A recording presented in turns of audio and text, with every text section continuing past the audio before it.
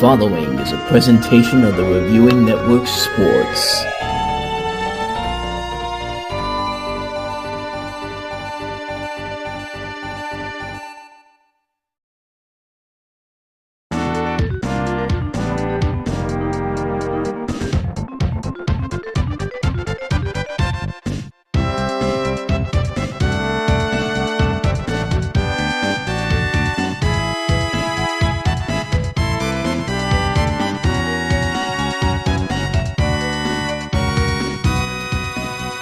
Hello everybody and welcome to another episode of the NFL Network. I don't know why I started it off like that, but yes, here we are, ladies and gentlemen, week number 8. Hard to believe we are already about halfway through the season already. It really is hard to believe. It really does feel like we just got started, and now we're already almost halfway there. To paraphrase John Bon Jovi, we're almost halfway there. Oh, okay, I'll shut up now. That's not what you're here to hear me do. To badly sing John Bon Jovi songs. Unless somebody out there wants to, I'll be more than happy to make a video on that. But anyway, that's not what you're here for. You're here to hear me talk about the Week 8 NFL predictions, which we're going to get to in just a little bit. But before we do that, of course, we've got the NFL Power Rankings, which once again, we have mass chaos. It's like fire and brimstone, the dead rising from the grave, is human sacrifice, dogs and cats living together, mass hysteria. I think you get the point. It's been crazy. The power rankings this weekend, once again, all over the place, and we have yet another number one team. And for some of you out there who have heard me bitching and moaning about this team for never beating a real team, prepare to be surprised, prepare to be amazed at who's the number one team this week. So before we get to the top 5 in general, you'll notice that there is a lot of change all across the board here.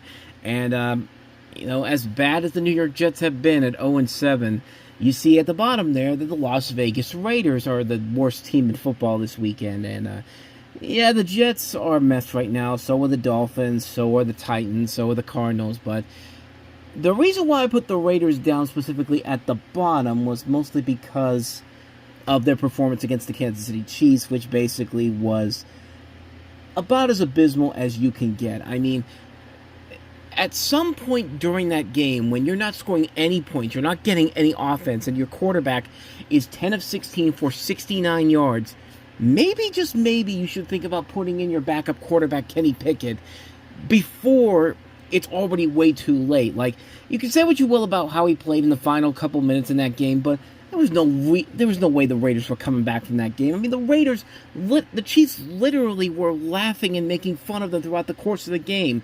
For God's sakes, they were literally drinking alcohol on the sideline at the end of the third quarter. Like, they were drinking wine, I think, if I remember correctly. I didn't see it on live TV because I had on NFL Red Zone. I don't know if it was an AI doctor video, but I swear I saw some members of the Chiefs team drinking champagne or wine. I mean, they could give two fucks about the Las Vegas Raiders because the Raiders could give two fucks about themselves. The Raiders, the Chiefs were already in victory formation before the 2-minute warning, and the Raiders did nothing about it. They just let them do it, and it's just kind of like, that alone puts them at the bottom of this list here, because I'm sorry, the Raiders should know better by this point. Like, the Raiders should know to at least try against a divisional opponent, and you're not doing anything about it. You're just letting them put the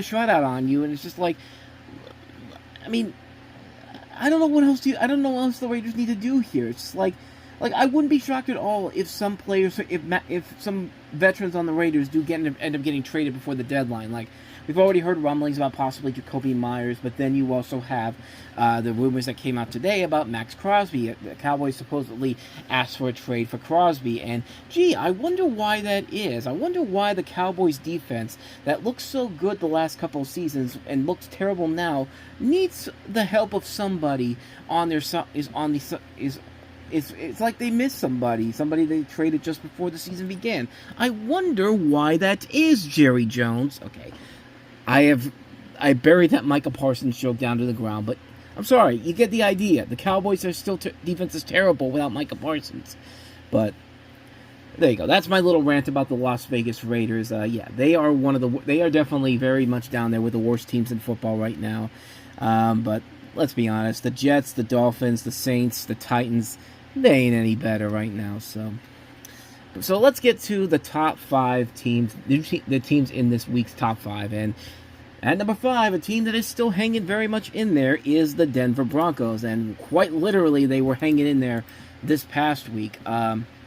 Speaking of teams that I just have to ask, what the hell were you thinking?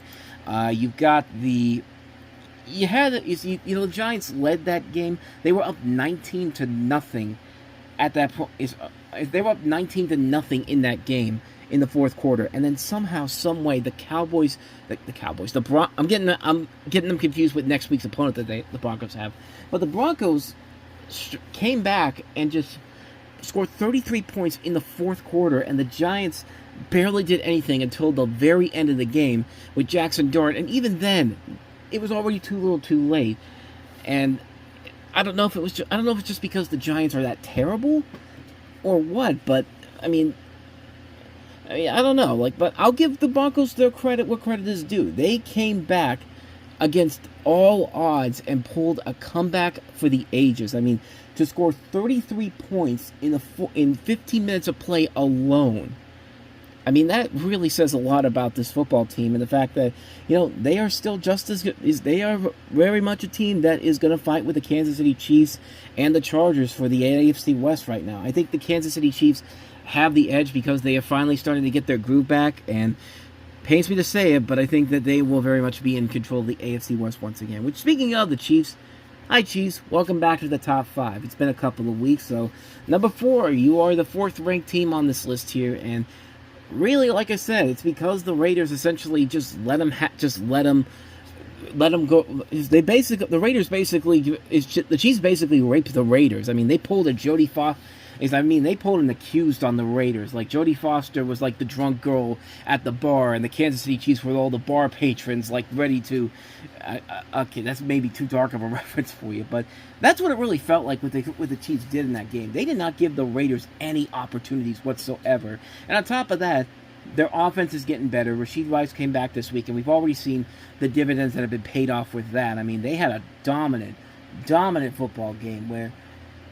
even if the Raiders tried, there really was no way they were going to come back from that game whatsoever. Not in a million years. So yeah, the Chiefs are back. Yay, says nobody ever, outside of Kansas City. But another team that's back in the top 5 after a couple weeks, number 3, the Detroit Lions are back in there. In a game that they really needed after the abysmal performance they put up against the Kansas City Chiefs last Sunday night. Did a mopping on the Tampa Bay Buccaneers, who were really one of the hottest teams coming into there. They were my number 1 team last week, and look at where they are now, all the way down at number 16, because they really did not feel like they showed up for that game. I mean, sooner or later, when Baker Mayfield loses all of his weapons, there's really not much else he can go to here. And as much as the guy can be heroic at any time in late in games, this was just one of those games where there was just too much going against him to come back and try to win there. So, yeah, unfortunately for Tampa Bay, this was a rough game. This was a tough game to go through. But, hey, Tampa Bay is not completely out of it just yet, even though Mike Evans is probably out for the rest of the season. We'll touch on that when we get to the predictions in just a little bit here. But number 2, back up is still hanging around in the top 5. The Los Angeles Rams, who put up a clinic against the Jacksonville Jaguars in London. That was a game where I thought the Jaguars, because the Jaguars usually play very well in London, even when they're bad. But the Rams just came in there and just mopped the floor with them. I mean, they just completely wiped them out. I think it was like 28-0 for much of that game. And it was mostly because, I thought the Rams were not going to be that great, mostly because of what happened with Puka Nacua. He didn't play in this game, but Matthew Stafford found Devontae Adams multiple times in that game for I think it was 3 touchdowns for the Rams in that one. And so, yeah, the Rams right now are the dominant team right now in that NFC West right now. I know Seattle won. I know San Francisco won, but, if anything, the Seahawks are more closer to the Rams right now than the 49ers are. The 49ers, I just feel like they're just getting by they're not that good of a football team. Even they're just getting lucky on the most ridiculous situations possible. But which brings us to the new number one. I know that Colts fans were getting on me the last couple of weeks because how come you can't put the Colts higher on the list? How come you can't put them up there? Well, because the Colts didn't win against a good football team this season. Their best win up to this past Sunday was against the Denver Broncos, and even then, the Broncos could have still won that game had it not been for the leverage call. But then this week they took on a good Los Angeles Chargers team. It was 3-0 to start, and then they lost a couple of their games afterwards, and now they're sitting at 4-3. And I really hate to admit it, but Colts fans, you won. You win. They're the best. The Colts are the best team in football right now. They have the best record right now, and it's mostly because they're riding on the back of Jonathan Taylor, and Daniel Jones is having a comeback for the ages, and the defense for the Colts is getting better, and the offense is getting good. Tyler Warren's been a great addition to the team this season. Okay, I'm finally ready to admit it. The Colts are the best team in football right now, which it's at number one right now. Which they're at number one right now. But if you've seen the last couple of weeks, the Buffalo Bills, the Green Bay Packers, Detroit Lions, Tampa Bay Buccaneers, yeah, don't be surprised if this team falls off the cliff pretty soon, because apparently my number one team has been cursed all season long, pretty much. But I digress. Indianapolis Colts fans, enjoy this one. You're the top team in my power rankings this week, and once again, I think I'm starting to get the hang of it, because apparently every power rankings list out there has the Colts at the number one spot there. So I don't know if I'm doing something right or I'm just finally joining in the hype train right now. But anyway, that's the top 5 right now. So with all that said, all of that craziness out of the way, let's get to my Week 8 NFL predictions. And despite everything, I actually did not have a bad week this week. I actually improved my predictions by just one. It was not a great week, but I'm at least over 50%. That's something. 8 of 15. Mostly, I think it was mostly because of the predictions I made on games that not a lot of people really thought were going to be what they were going to be. I mean, I thought the Bengals were going to win against the Steelers on Thursday night, and I'll explain why when we get to the Bengals and Steelers. But I knew that I had an idea that the Panthers were probably going to be better than the Jets, because the Jets simply are not a good football team right now.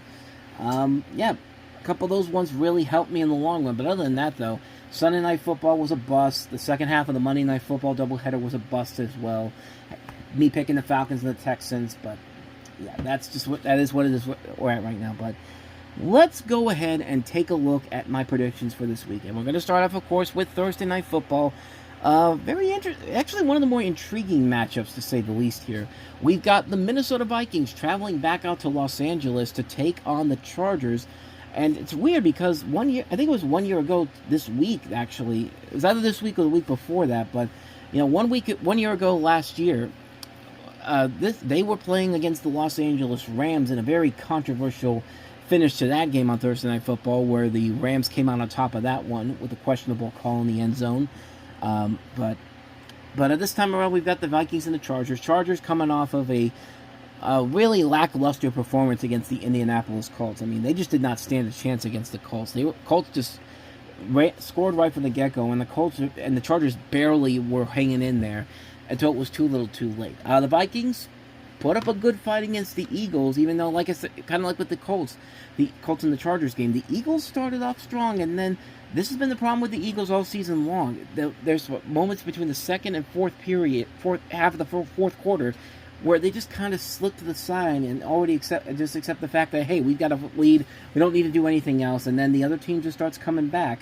Except this time around, it actually ended with the Eagles actually winning the game and putting out some big plays towards the end.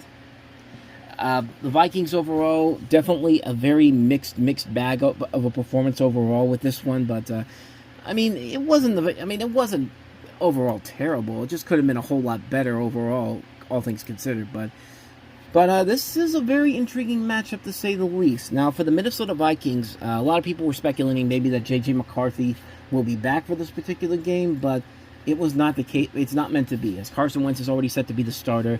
Aaron Jones is coming off of IR this week, so he might go this weekend, but probably more than likely he will. So we'll probably see a lot more of Jordan Mason coming up in this matchup this weekend. But but like I said before, when the Viking starters are injured, the backups are usually really good. I mean, we've seen it in the last couple of years. I mean, 2017 is the best example. Last year was a really good example. And, there were times this year when Carson Wentz and the Vikings actually looked better than J.J. McCarthy and the Vikings overall. So this is probably a good thing for Minnesota to have Wentz starting again. Meanwhile, for the Chargers, it's just been a rough couple of weeks. I mean, they started off 3-0, and then they've had all these injuries. Two of their top two running backs, Najee Harris and Amarian Hampton, have been injured severely. They're losing a lot of people on the offensive line. It's just been a very, very bad stretch for the Chargers for the last couple of weeks. And quite frankly, I don't see it getting any better anytime soon. You've got a really good Minnesota Vikings team who is putting up good points who put up good points over the Eagles overall. They look promising overall, but Carson Wentz had a couple of really bad interceptions here. If he can tone those down in this matchup here, I think Minnesota comes out there and pulls off another big upset at SoFi Stadium on Thursday night in 2025. I mean, we had a couple weeks ago when the Niners beat the Rams, but I think the Vikings go in here and beat the Chargers pretty convincingly in this one here. I'm going to go with Minnesota to go to 4-3. And the Los Angeles Chargers losing yet another one to drop to 4-4. And we don't have an international game this weekend. No, we don't have one, at least for the next couple of weeks. I think they said November 9th is when the next one will be. So we got 2 weeks without me doing a bad international accent, like a Cockney accent, or an Australian accent, or a Dublin accent, or whatever games are being played all across the world. But so we go straight to the 1 o'clock window. We have a matchup between the Miami Dolphins and the Atlanta Falcons. The Falcons, I mean, they did not look good on Sunday night against the San Francisco 49ers. I predicted them to win that game, but once again, the 49ers miraculously, somehow, some way, still found a way to win that game despite half their team being injured and their defensive line completely decimated. I mean, no Fred Warner, no Nick Bosa. It's like it didn't even matter, and the Falcons just didn't do themselves any favors. It's like their plan against Buffalo was not being utilized whatsoever here. And again, that's been the problem with the Falcons. They are inconsistent as hell.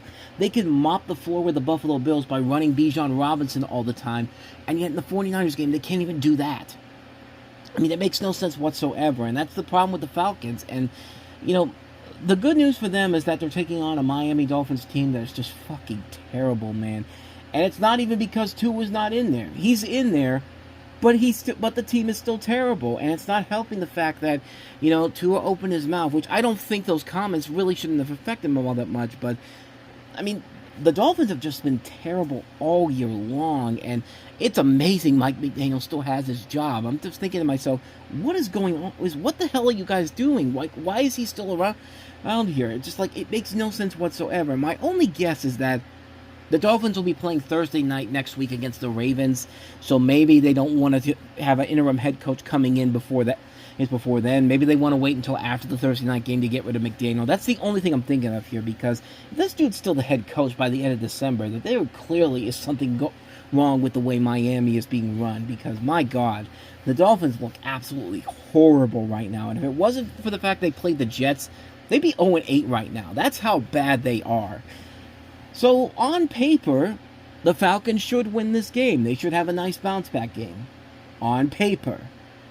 But, it's the NFL, and this season has already proven that anything can happen, even whether you like it or not. Certainly, I would like to have not had happened, but I'm taking a risk here by saying that the Falcons will win this one here, but I mean, who knows? I mean, I would like to think they'd be smart enough to know how to beat a 1-7 Dolphins team, but like I said, the season has been crazy enough that I wouldn't be surprised if the Dolphins somehow pulled off a win here. But I may regret this decision, but I am going to go with the Falcons here to win this one here. I'm calling on them to get a bounce-back game here. Don't know if it's going to work, but we will see. I'm going with the Falcons to go to 4-3, Dolphins to drop to 1-7. Speaking of bad AFC East teams, we've got the New York Jets, shit, fuck you. The winless Jets going to Cincinnati to take on the Bengals. The Bengals. You know there was a reason why I picked them to beat the Steelers on Thursday night, right? Because the Bengals are who we thought they were. To paraphrase the late great Dennis Green, we are the Bengals who are who we thought they were. Just plain and simple. This is a game that was a game that anybody with a brain that has watched the Steelers team on Thursday nights on the road for the last 8 years knows it's not gonna be that type of a game. Yeah, it was a close game, but there were simple mistakes the Steelers made that caused the Bengals to win that game, plain and simple. And now you've opened Pandora's box by putting them back in there, and I'll delve more into it once we get to the Steelers because they've got a big game coming up this week that we'll get to you. But the Bengals, it was only a matter of time before they got back to where they once belonged. Joe Flacco found Jamar Chase a lot of times during that game against the Steelers, and yeah, they got a big win, kept their season alive, and the schedule for them is about as easy as it gets. I could not believe how lucky this fucking team is with the schedule that they have. Because after this game against the Jets this weekend, take a guess on what's going to be their schedule for the week going forward. They go to play the Chicago Bears, which, that could be a mixed bag team. That's a mixed bag team right now, even though they've won 4 straight. They get their bye week, and then they've got the Steelers. So there's a chance that this team could literally be 5-4 when they get to Pittsburgh, and that's a game that could easily be the AFC North lead right now. But again, we'll touch on the Steelers in a little bit here, but they are facing a really bad New York Jets team that got even worse just by the fact that their owner opened his fucking mouth because, he badmouths Justin Fields, which I'm sorry, Justin Fields is not the reason why the Jets have been losing. The team itself is a disaster because of people like you and the decisions that you made. You're the one that got rid of Robert Saleh because you wanted to appease Aaron Rodgers and gave him complete control over the team. And look at how badly that turned out. You did even worse when Zach Wilson was the quarterback for your team. Aaron Rodgers was supposed to be the savior of your team, and this is how you're going to treat this. But the Jets really are the worst team in football, no question about it. And they're just waiting for the season to end so they can be the first one to have the first pick in the draft in April. That's just basically what they're doing here. But considering the last couple of times they've tried to get in this area, they'll probably end up winning some games, and then they'll probably go to like the Saints or the Browns or the Texans at this point, or the Titans again. Who knows? Maybe they might try to go for Arch Manning instead of Cam Ward, But if you remember from last week, my overall thoughts on, how I feel about the Jets, it's another one of those NPTGAA, never pick the Jets ever again. And so, not surprisingly, I'm going with the Cincinnati Bengals to win this one, to get back to 500 at 4-4, and the Jets to drop to 0-8. Well, it's funny, I'm talking about the Jets right now, and they're talking about it here on ESPN. Let's listen in, shall we? On that, yeah. 0-7 with a passing attack that mustered whopping totals of -10 and 82 yards over the last 2 weeks. Johnson doesn't blame the coach. For him, the buck stops at the guy throwing the passes and starts with him completing at least. Here, let's go ahead and listen to the man himself. It's hard when you have a quarterback with, with a rating that we got. He has stability, but something just does not jive him. But if you look at any head coach with a quarterback like that, you're going to see similar results. If you you just complete a pass, it would look good. You got to complete some pass. You got to convince them that you can do something. Otherwise, it's hard to have have a game that you can win. Who do you want to see at quarterback for your next? That's completely up to the coach. I'm not going to be involved at all in any of that. This is what they're paid to do. This is what their experts are doing. So they'll make the right decision. Yeah, apparently it's not a good time to be a New York quarterback, because Russell Wilson was also in the news this week for something he said about former head coach Sean Payton. But we'll get to them in just a little bit here, because the Giants do have a game this week. But there you go. The Jets basically are clusterfuck right now, and yeah, that's why I'm not picking them to win this game here. And even with Tyrod Taylor coming in as the starter, I don't think it's going to get any better with them under center. So yeah, Bengals go to 4-4, Jets drop to 0-8. Meanwhile, you've got a matchup between the Cleveland Browns at Gillette in New England to take on the Patriots. Patriots hosting the Browns, pretty much. So, the Patriots continuing their red-hot streak. I mean, it started with a big win against the Buffalo Bills on Monday Night Football. Then they got a big win over the Saints. And last week, they got a really big win against the Titans. Not the biggest wins not amazing wins overall, but it's consistent wins. And something that the New England Patriots haven't had in a long time.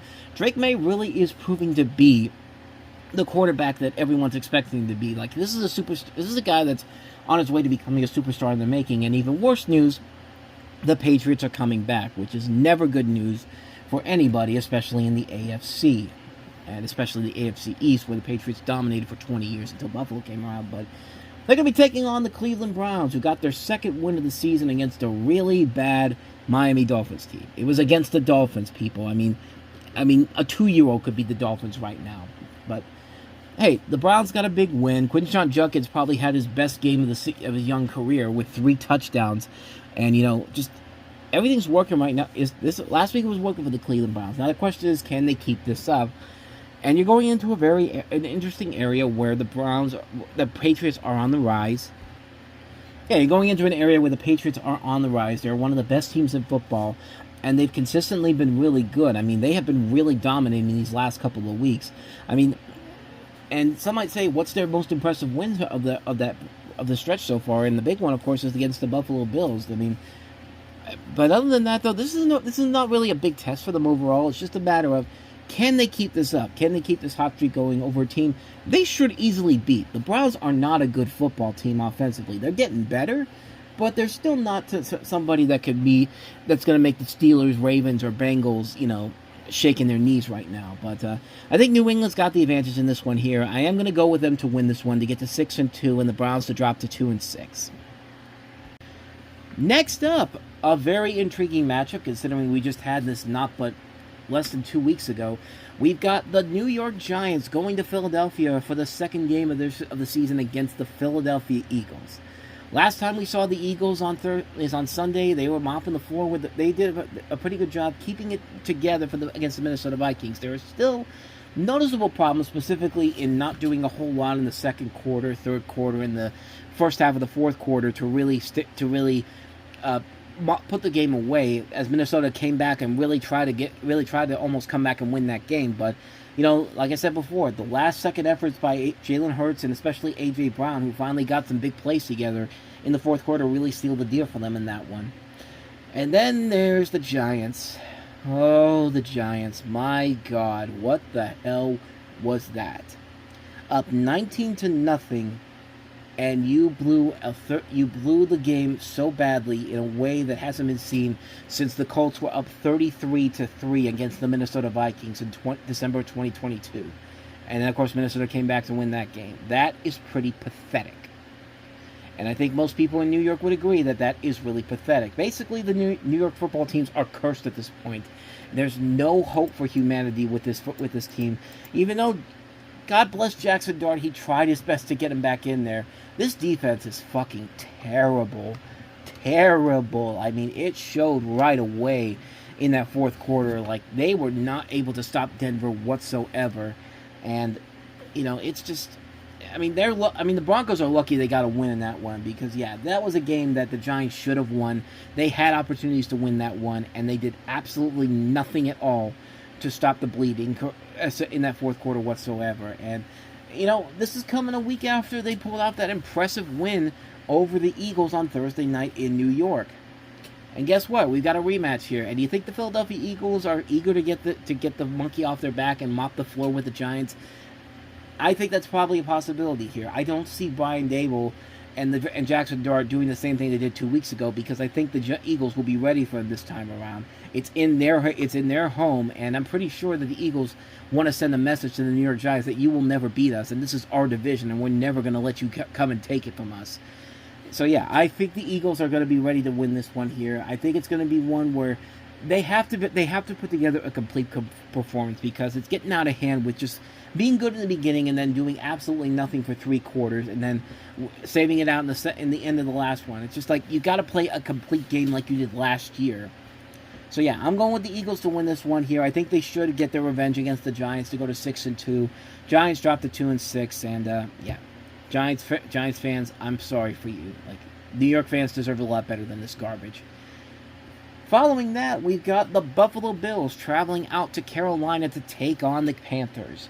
The Carolina Panthers, I was actually surprised to see that I was one of the few people that actually gave them predicted a win against the New York Jets. I mean, I thought this one would have been so easy for the Jets overall to win this one, for the Panthers to win this one overall, and yet everyone was picking the Jets for some reason. But hey, it eventually worked out in my favor. I was right on that one, even though it was a very ugly game to say the least, and it didn't help that Bryce Young got injured halfway in the third quarter, so Andy Dalton had to come in. And really, it was all about the defense keeping the team afloat in the fourth quarter to keep the Jets away from them. And it's a very difficult situation right now. We don't know what the status of Bryce Young is right now.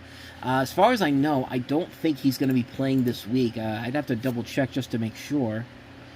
Yeah, it's not looking like he's going anytime soon. He's got a high ankle sprain. He's expected to miss this week anyway, so it will be Andy Dalton, which is probably good news for the Buffalo Bills because, boy, did they need to win badly. I mean, the last 2 weeks have been rough. It's bad enough to get your ass handed to you by your bigger brother again in the Patriots, but then to pull out the biggest L against the Atlanta Falcons was such a devastating and unbelievably bad stretch right now. I mean, are they really missing their defensive edge so bad? Is the defense so badly? I mean, there's a lot of defensive injuries for the Buffalo Bills, and they're not getting the ball to James Cook all that much, and they're not letting Josh Allen be Josh Allen. I mean, it does not feel like this is the same Buffalo Bills team that was dominating in the first 4 weeks at all. None at all. But with the Panthers banged up as they are, I mean, the Panthers are definitely better than they've been in the last couple of years, but Buffalo is in desperation mode right now. They have to get back in the swing of things, especially with New England moving closer and closer of getting away from them for the AFC East Division title. But, I mean, the Buffalo Bills need to win desperately, really badly. So, the Buffalo Bills, I think, should get a win in this one here. I don't think it's going to be as close as it would be if Bryce Young was there. I'll take the Buffalo Bills to go to 5-2 and the Panthers to drop to 4-4. And then following that, you've got another intriguing matchup here. You've got the Chicago Bears going into Baltimore to take on the Ravens. Ravens were on their bye week last week, just waiting to get everybody healthy again. The status on Lamar Jackson is that we really don't know for certain if he's going to be ready to go or not. I mean, I know the big thing was that he didn't practice on Monday. He's still out as the Ravens return from their bye, and there's a possibility he might not be able to play this week. I mean, it's still too early to tell, and there's still a possibility he could possibly get back in there, but it's that hamstring injury that's been sidelining him, and they didn't practice on Monday, so tomorrow I think is going to be a really key element here to see if Lamar Jackson can come back in there to play, and more than likely what will probably happen if he can't play this week, and if he's practicing and getting closer to go. Probably they'll let him sit to the sideline this week and then maybe put him out for Thursday night against the Dolphins. Because that game's going to be really rough overall if that's going to be really rough if the Dolphins continue to be as bad as they are and Lamar Jackson still can't get on the field. But I mean, I have a feeling that Lamar Jackson probably at the very least will make his debut on Thursday Night Football next week against the Dolphins. But they're going up against the Chicago Bears team who have won 4 straight. I mean, they are playing really good football right now. And, last week they had another dominant performance against the New Orleans Saints. I mean, they were really good for the most part. Caleb Williams is finally coming into his own. This team is really coming together. So, on paper, this is one the Bears probably win, but I'm going with the idea that Lamar probably plays, or maybe the bad luck streak for the Ravens comes to an end here. It really does feel like this should be a game the Bears win. I mean, the last time they went to Baltimore, they did win that game, and that was when Mike Glennon, I think, was their quarterback at that point. And even if Lamar Jackson doesn't play this week, I somehow still think the Ravens still find a way to win this one to build their confidence back up after the bye week. I mean, they've had a couple weeks after that Texans loss to figure out where the direction of their team is going. Will Lamar Jackson be ready to go at some point in the next 10 days? Like I said, I think if he's not playing this weekend, he'll probably be ready to go for the Dolphins game on Thursday night. But, I mean, yeah, this is a game the Bears could easily win. I'm just going with the idea that the Ravens probably win this one. They win this one, even with Cooper Rush in the backfield. Derrick Henry probably gets a good chunk of yardage on this day. I mean, he had 120 plus yards when they played the Rams the last time. I think the Ravens somehow get a win in this one. I think it could be a possibility the Bears win this one, but I'm going with the idea that the Ravens are setting themselves back up to have a strong second half of the season once Lamar Jackson gets back into it. I'm going with the Ravens to win this one. I think this could be an upset win for them. I think it could be a 2. I can see them going 2-6 and the Bears dropping to 4-3. I mean, it could go either one of two ways, but I'm going with the home team on this one. I'm going to go with the Ravens to win it. Next up, we have a matchup between the San Francisco 49ers and the Houston Texans. The Texans, what the fuck was that on Monday Night Football? I mean, that team that won 2 straight and looked like they were getting back on track just completely evaporated. And it was because the offense is just not clicking in this game. They had so many opportunities to win that game in Seattle yesterday, and they just didn't do it. They couldn't seal the deal because the offense looked so terrible. And there was a lot of points left on the board for the Texans in that game that they could have easily had they had a chance to, had they had a better offense. I mean, I get it. They're missing Joe Mixon, and Joe Mixon is more of a big part of that team in general. And when you don't have him in there. They lost Nico Collins, I think, is in that game too. I mean, they're missing a lot of pieces on their offensive line. I mean, the Texans are seriously in danger of falling back to old times once again. I mean, this is like 2013 Texans right now, and they're just, they had 2 strong years when they made the playoffs in 2011, 2012 with the offense and defense that they had.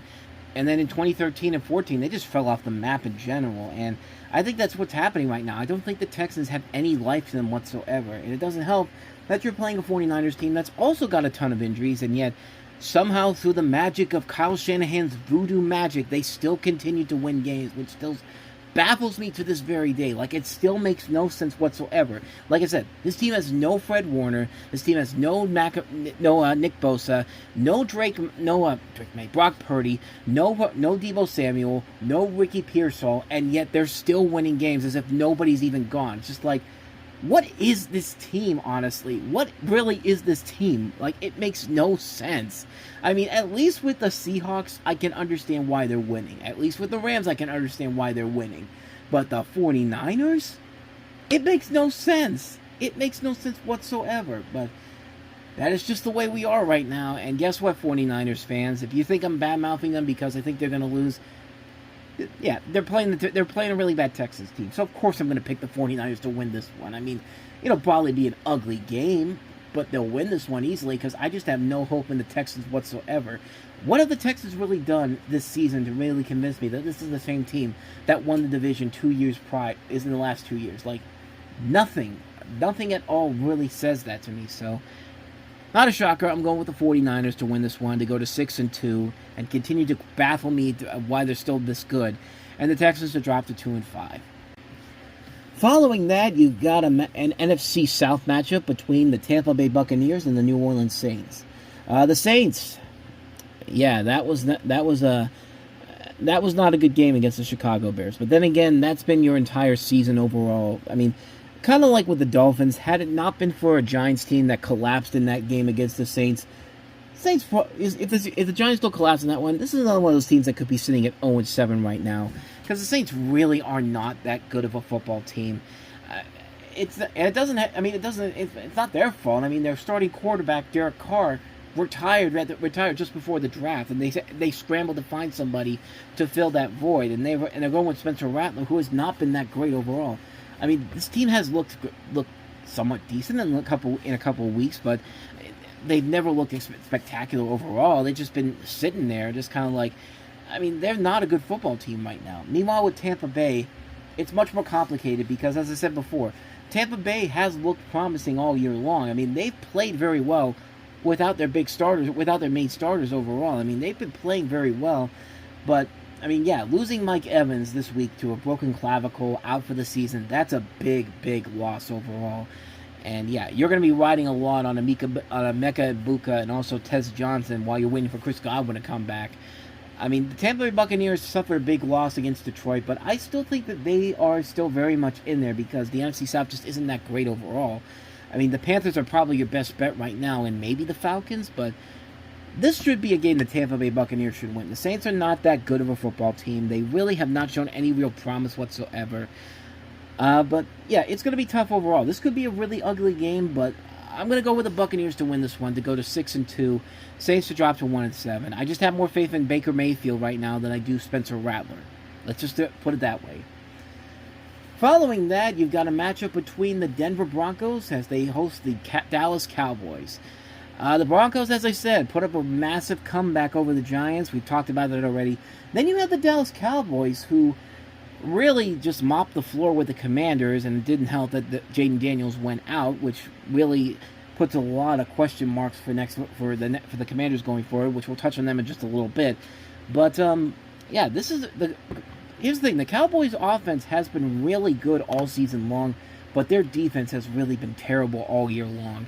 I mean, last week against the Commanders was probably their best game of the season overall, mostly because you got Deron Bland back in the lineup. That's one of those big pieces that you need on a team like the Denver Broncos and the Cowboys. But they're still not great overall, and they're a team that's definitely missing somebody on the level of a Micah Parsons. And I just don't know what happened to him. Okay, no more Micah Parsons Cowboys jokes for right now. But they're going to be taking on the Denver Broncos, and it's an interesting matchup indeed, because for some reason the Denver Broncos are just one of the two teams that are the Dallas Cowboys kryptonite.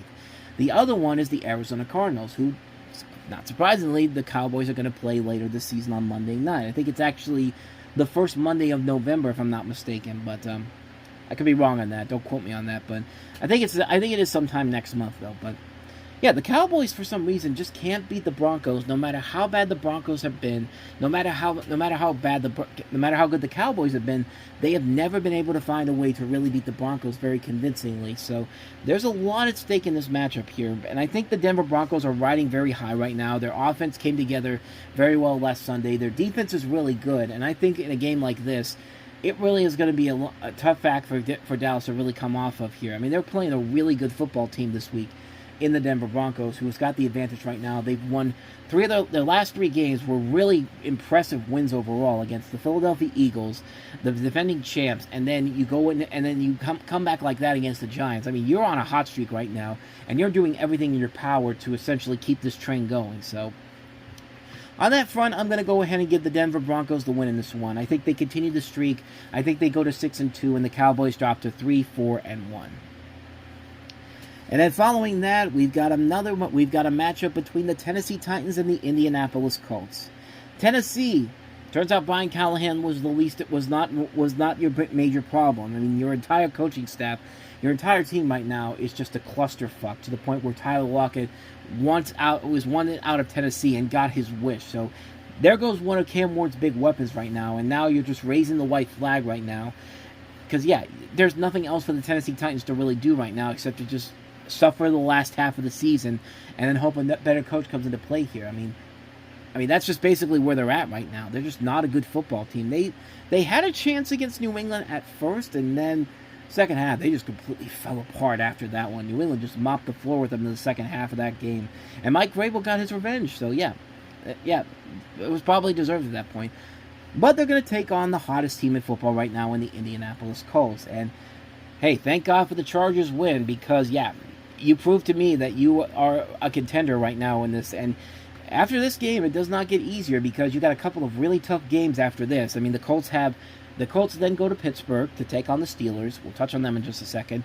And then they go overseas to I think that's the Munich game, if I'm not mistaken, where they go and take on the Atlanta Falcons. Which, I mean, if we're going by where they are right now, they'll probably be. They lost this week. They win this week. They lose the next week. So they probably have a chance to win that game if they're going by the win 1 week, lose 1 week type of mentality here. But excuse me. Yeah, it is a Berlin game in Berlin, Germany. You go on your bye week, and then you face the Kansas City Chiefs in Arrowhead. I mean, those 3 weeks in November between the 2nd and the 23rd are your toughest stretch of games right here. I mean, if you can get to 7, there's a chance this team could be 7-1, maybe 9-1 at this point, if they can find a way to keep up against the Steelers and the Falcons before the bye week. I mean, this team really has no real glaring weaknesses right now, except the fact that most of the first half of their games this season were against lesser teams. I mean, this last week they proved me wrong against the Chargers, but this is one of those weeks where this should be a game they should easily beat. They should beat the Titans in this one, no question about it, because of how bad they are. But yeah, the second half of the schedule is going to be very tough for them, because after that, you play the Steelers, you play the Falcons, you go on the bye week, you go to the Chiefs, then you go to the Texans for 2 games, which that shouldn't be that hard to do. But then you got to go to Jacksonville, which you haven't won in Indiana, which you haven't won there since 2013, since I think 2015, I think it was. But yeah, it's been a long time. But you then go to Seattle, then you host San Francisco. I mean, this is a tough schedule for them going forward in the second half of the season. So get as many wins as you can right now. There's no reason to believe the Titans should win this game here. So I am going to go with the Colts to win this one, to go to 7-1, and the Titans to drop to 1-7. And I mean, that's about as close to a lock of the week as I could give you here. But it's not my official lock of the week. We'll save that for a little bit later on in the show. Next up, we've got the Reviewing Network Live Sunday Night NFL Rewatch Game of the Week. The first of 4 consecutive weeks here, we've got the Aaron Rodgers Bowl, as the Pittsburgh Steelers will welcome in Aaron Rodgers' former team in the Green Bay Packers. The Steelers. I could go off on a rant right now on how much this team is fucking terrible after that performance by the Bengals, mostly on the defensive side of the ball, but I'll just say that I'll paraphrase Dennis Green again. The Bengals are who we thought they were. The Steelers have always been terrible on the road on Thursday nights. It's been like this for years now. I mean, it should not be a shock at all that the Bengals somehow found a way to win this game. The Bengals are who we thought they were. That's why they took the damn field. Now, if you want to crown them, then crown their ass. If you want to praise them if you want to praise the Bengals for miraculously winning this game, then you do that.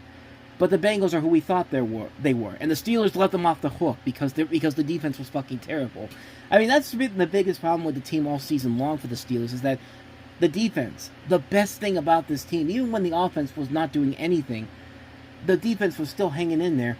But my God, this defense this year has been awful. I mean, weeks 3 through 6, they were looking like they were getting back on track, but this week they just fell back to where they were in week 1 and 2. It's just like, what happened? Like, what is going on with this team? It just makes no sense. I'm pretty sure it has to go back to Terrell Austin. It just has to. I mean, this is a guy that has not been a good defensive coordinator for the Steelers, and yet they still keep him around because we don't like to fire his coaches during the halfway point of the season, which they've only done it once with Matt Canada, and that didn't help their cause whatsoever in the second half of the season with that game, when that happened, but I digress. But they're going to be taking on the Green Bay Packers, who had a pretty good win against the Arizona Cardinals. And, Micah Parsons has, he looked pretty good the first couple weeks of the season, but he's been kind of like laying low a little bit here. But this past week, I mean, he had his breakout game with the Packers, his first career 3-sack game.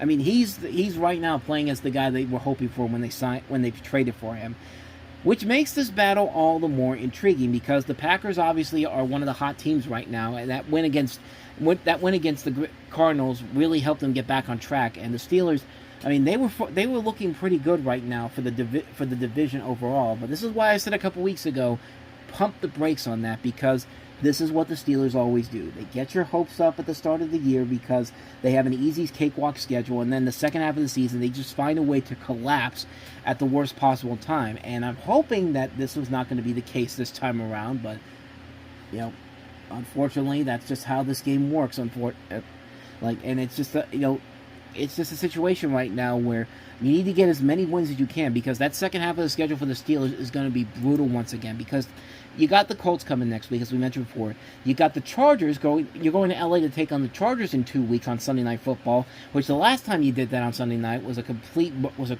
cluster where the Chargers just mopped the floor with you. You've got another rematch between the Cincinnati Bengals, which I wouldn't be shocked at all if that somehow gets to be a flex game. Because the Lions and the Eagles, who knows how good they'll both be by that time. And then you go to Chicago, where you haven't won there in 30 years. You got the Buffalo Bills. Hopefully they'll get back on track by then. Then you got a Lamar Jackson ready Ravens team in December, and then to end the season, Miami, which on paper should be an easy game to win, and then turns out to be one where the Dolphins somehow will pull out a win in that one. Just watch. And then you go to Detroit it's just before Christmas, and then at the Cleveland Browns, where the Browns have beaten your ass several times in the past couple of years in Cleveland. I mean, this is not a good stretch run for the second half of the season. This has the potential for disaster, but it has to start with you have to get back on track, and it has to start with a win against Green Bay. I mean, this is a game that is as much of a must-win for the Pittsburgh Steelers as it is for the Green Bay Packers. I mean, if anything, for Aaron Rodgers to get his revenge against his former team. I mean, if he can't beat the Green Bay Packers, if he can't beat his protege, then then there's no hope for this team whatsoever. I mean, if they can't, this is a game that could make or break their season right here. And as much as I like both of these teams, and as much as I love my Steelers, it's a really tough one to call on here. But I'm going to go with the home field advantage. I am going to go with the Steelers to win this one. I think it'll be a very close game. I don't think the defense is going to really be that great. But if Aaron Rodgers can pull off the magic that he's been doing so far this season for the Steelers, I think they have a chance to win this one here. It's going to be close, but I'll take the Steelers to win this one, to go to 5-2, and the Packers drop to 4-2-1. Now watch me be wrong and the Packers somehow win this game, because that could possibly happen here, but that's what I'm going with here. So Steelers, your season pretty much is on the line with this game, pretty much, plain and simple. And then finally, we have a game that sounded promising at the beginning of the season, and then Jayden Daniels got injured. We got the Washington Commanders at the Kansas City Chiefs. As I mentioned before, the Chiefs, they're back, baby. The Chiefs are back to where they once belong, and they are not getting any better. They're not getting any worse anytime soon. So yeah, that is something very important. That is very much something that is very disheartening for a lot of people in the AFC right now, that the Chiefs are back to where they are.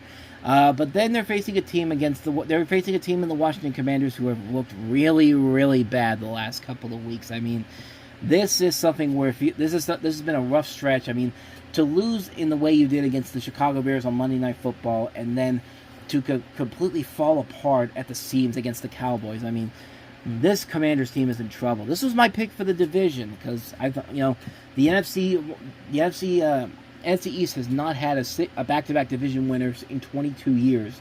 But it looks like right now Philadelphia might be in the driver's seat again to take that spot. But who knows? Second half of the season, things could change. But here's the good news, though, about Jayden Daniels. It does not look like his injury to his hamstring is that bad. They said on an MRI on Monday that there is no long-term damage to his right hamstring. It's not significant, according to Dan Quinn, so that's at least good news. So there is a possibility he could play on Monday, but I think it's going to be very difficult to really have him be moving around as much as he usually should, especially with a hamstring like that. I mean, if Lamar Jackson is going to suffer a hamstring injury and not play, I think it's going to be very unlikely for the Commanders to really get any traction going here. But it doesn't help that you don't have your big defensive player, Dorrance Armstrong, who suffered a torn ACL that will knock him out for the rest of the season. I mean, this team has also lost Dietrich Weiss Jr., Javonte Jean-Baptiste is also out for the season. Yeah, this is a banged-up team overall, and for the Chiefs, that's like Christmas for them. I mean, this is a Christmas gift early, like 2 months early in advance. So, yeah, this is my lock of the week easily. I just don't see a scenario where the Washington Commanders can go into Kansas City with a team as banged up as it is right now and beat the Chiefs. I just think there's no way of doing it right now. This game that should have had a lot of promise to it is not going to have the promise that it should have. So, yeah, so I'm going to go ahead and take the Chiefs to win this one. This is my lock of the week easily. Get the Chiefs to 5-3. Commanders drop to 3-5.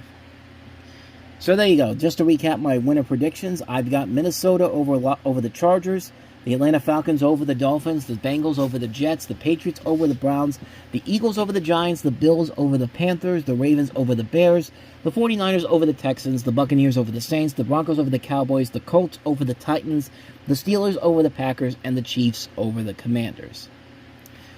And judging by my predictions, more than likely this will probably be completely wrong once again, which on some of these games I hope I am wrong. On some, I hope I'm not. I hope the Steelers get a win in this one here.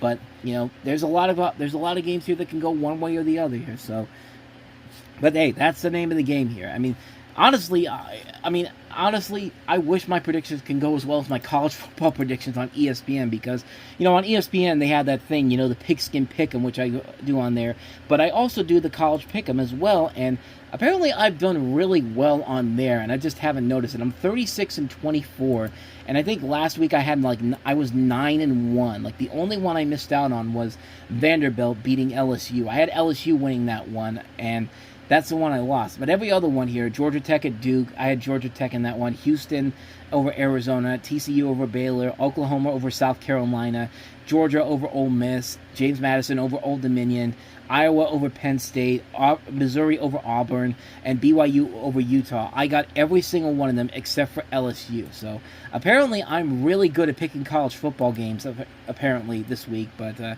yeah, not so much in terms of and the NFL football. Who knows? Maybe that changes pretty soon. Maybe I'm actually on the right path here, or maybe not. We'll see what happens. But yeah, so there you go. That's my predictions for this. Week. Let me know your thoughts down below. What you think of my predictions. And if you like what you saw and want to see more videos like this, go ahead and check out the link in the corner. Check out the playlist below. And remember, we are starting a full month of Reviewing Network Live Sunday Night NFL Rewatch games. And it begins this week with the Packers at the Steelers, and then following that next week we'll have an afternoon game between the Kansas City Chiefs and the Buffalo Bills. That's a 4:25 game. That's the only mid-afternoon game we're doing in this show this season. Then we have the Steelers and the Chargers on November the 9th, and then we have the Lions and Eagles on November the 16th. So check those out, and I will see you guys next week. And until then, thanks for watching. I'll see you next time.